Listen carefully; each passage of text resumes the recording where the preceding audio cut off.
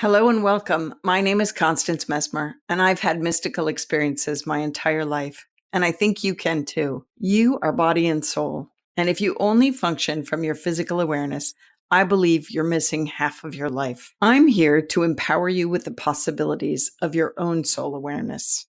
In this episode, I want to talk to you about realms of spirit, and I want to answer a question that I get all the time.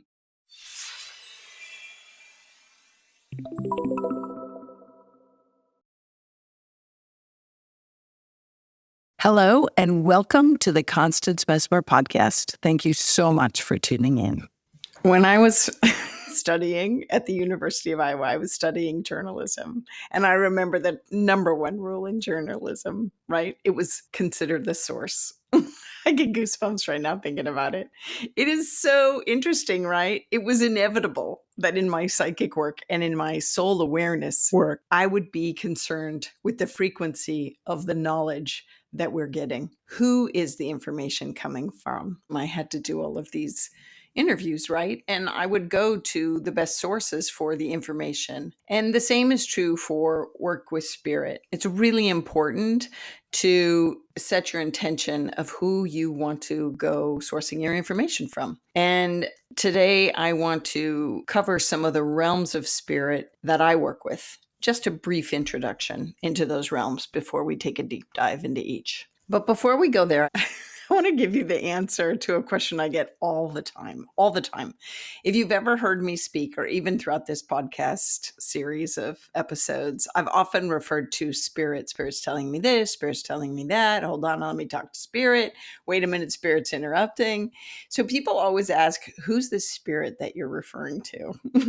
Which is a great question, really. I'm like, wait, you can't see them? Come on, I know you can see them.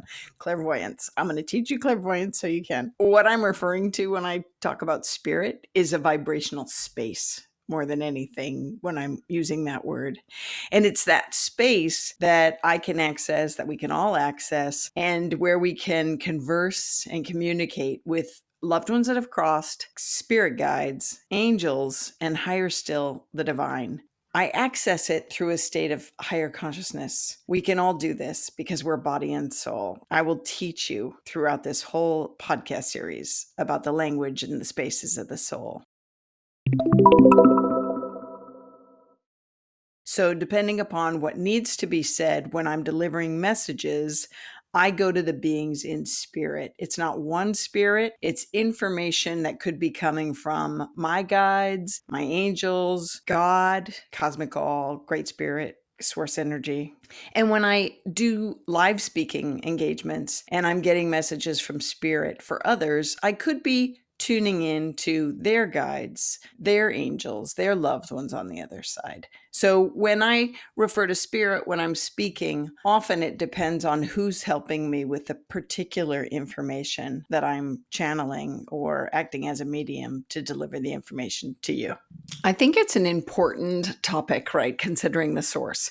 I've told you long ago that intention is everything. And so it's really about going to the source of information that you want to receive. Like, who is it that you want to talk to and why? Or who do you want to communicate with and why?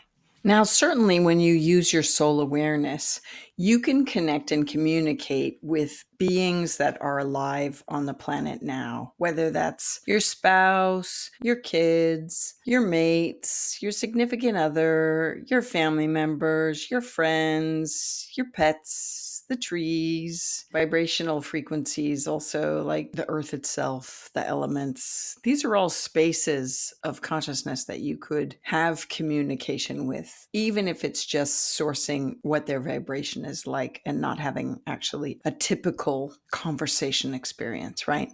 You use your soul awareness to connect and communicate with these beings that are here. I'm focusing predominantly on other vibrational spaces and how each of those might be offering you different sources of information in case you want to have answers or guidance or help or further understanding about situations in your own life.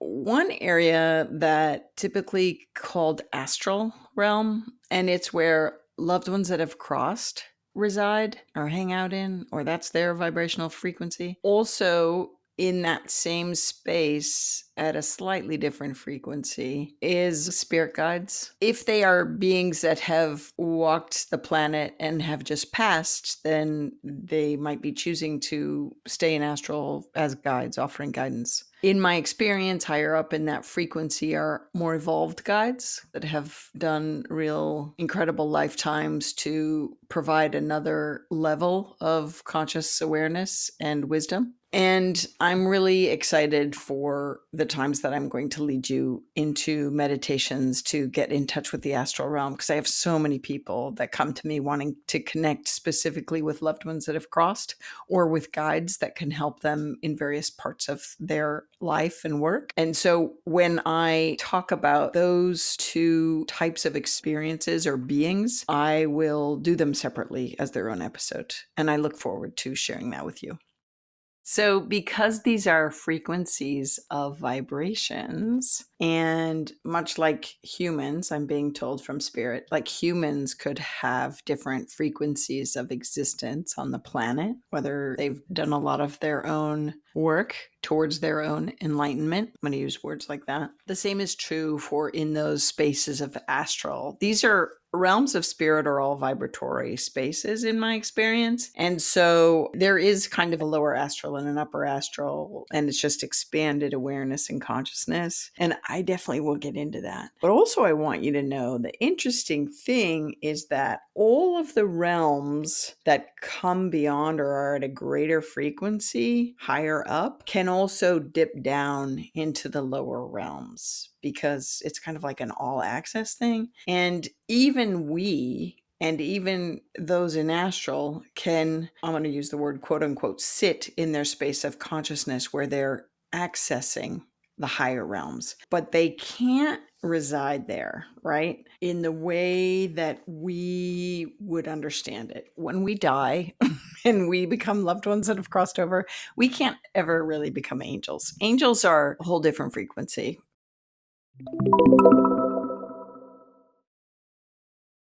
Hey, I want to tell you about my book, Some Dogs Talk. It teaches animal communication among the pages of paranormal, non-creepy fiction. But the stories of animal communication are actually based on a lot of personal experiences that I went through. It is designed to help the reader navigate their own experiences of all the different ways that we can communicate, not just with animals and our furry friends, but with others. I think you'll enjoy it. Get your copy today. Somewhere around the frequency of angels, I have tapped into the realm of evolved beings, right? They are really aligned with God consciousness, but they have walked the planet, right? So they're not angels. Angels, a whole different thing. Angels have not walked the planet, but evolved beings have. They've done a compilation of lifetimes, or they've come in with just this connected knowledge of delivering divine consciousness and connected to divine consciousness. And in my findings, there's this realm of evolved beings. And now the angels then feel like they're at a greater frequency beyond that, that even though the evolved beings can go up and through the angelic and connect with divine, because that's what they even did on the planet, angelic on its own is realm that I find in my work that is just the frequency of light and angels. They work for the divine. They are messengers, healers, support, communications, like all. We're going to get into those little nuances of the angelic realm when I talk to you more about them. And then even higher still is divine consciousness. That's where I love to hang out. I wish I could sustain it for really, really long periods of time. And so it'll be fun to talk to you more about the experiences that I've had, and also how you might tap into working on your own efforts and your own embodiment of divine consciousness, which I think that we're all really striving for, is being our highest and truest self and form, one with that space of consciousness. Okay, here's a fun fact.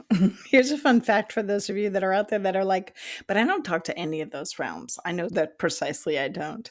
And so I would question, are you accessing your information from the frequency of knowledge? I know several people that work with all of their information comes from that space that is of knowledge. It's a vibration of truth and wisdom. And I am definitely going to address that in my series on realms of spirit, because it is in my experience that when you tap into the frequency of knowledge, you're actually tapping into an aspect and an attribute and a characteristic of divine consciousness. So I'm stoked to talk to you about that topic. It's going to be a while from now, but we'll get there. So each of these realms of spirit, I have found, might have slightly different ways of communication. Remember all your clairs and your empathic and your claircognizance, all those lessons. You're going to be armed with those ways of communication as we go into these realms of spirit, as we step in for our own spiritual experience, I hope. That I can kind of walk you through, and I'll give you homework and stuff. I think we'll have fun with it. That's my hope. My findings here and what I teach you are based upon my own experience and my own time sitting in a dedicated practice, spending time with these realms of spirit and the nuances of each space. What type of information, how the information gets relayed. I have to tell you, I must confess, I've also gone to mediums and psychics for reads over the years, even after and while I had my own successful business as such. And yes, I went to them a little bit for the info just to make sure. I was like, I want to see if I'm on the right track with what I'm getting. Plus, it'd be fun to see how someone else's interpretation looks for me, right? But mostly, it was for me to run analysis on how and where they got their information. You know, this has been really fun for me. And I even do it with my students. I teach them to access these realms of spirit individually or collectively. And I go where they go to source information. I use my clairvoyance, my clairaudience, I use clairpensée, I use empathic connections, all of these so that I can see the experience that they are having, so that I can guide them, and also so that I can support them on their journey. This is just what I've done. I think we can all do this, right? I think we can. I used to have shared experiences with friends all the time in college. You know, same thing happening at the same time, or one was getting the information and the other one was seeing it. You know, it's the same thing. You're on a soul link, linking up and making a shared sensory experience happen. So I would do that with mediums and psychics when I went for reads myself, and I've done it with my students. And it's great for me because it allows me to have these other opportunities to see how other people have their own experience through these realms. So I'm going to bring all of that knowledge forward as we talk about the individual realms of spirit in the weeks ahead. Okay, that is my brief intro to the realms of spirit that I work with. I hope you've enjoyed our time together as much as I've enjoyed sharing. In the episodes ahead, we're going to consider each one individually. I think that will be helpful for you. Listen, don't be shy. Talk about all of this stuff, right? Make it all mainstream. Make it normal conversation. Help to empower others, man. We are body and soul. And if we only function from our physical awareness, I believe we're missing half our lives. So be part of the evolutionary journey. Hey, Constance Messmer here. I just want to do a shout out of big thanks to all the members. I am so grateful. And all the people dropping in and giving little donations here and there and super thanks and all that stuff. I really appreciate you. You members and you people contributing and subscribers are what helped me bring this content to everyone, really. They both contribute to the cost of production, and I am definitely grateful for that. This stuff is not cheap to put out. Oh my God. Oh my God. So every little bit helps.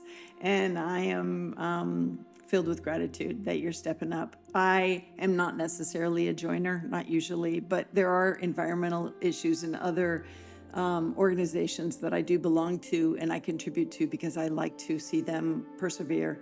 And I'm hoping you feel the same about this work. I hope you put it into practice in your life. That's another way that you could spread this work and help change our world, which is what I think it ultimately does.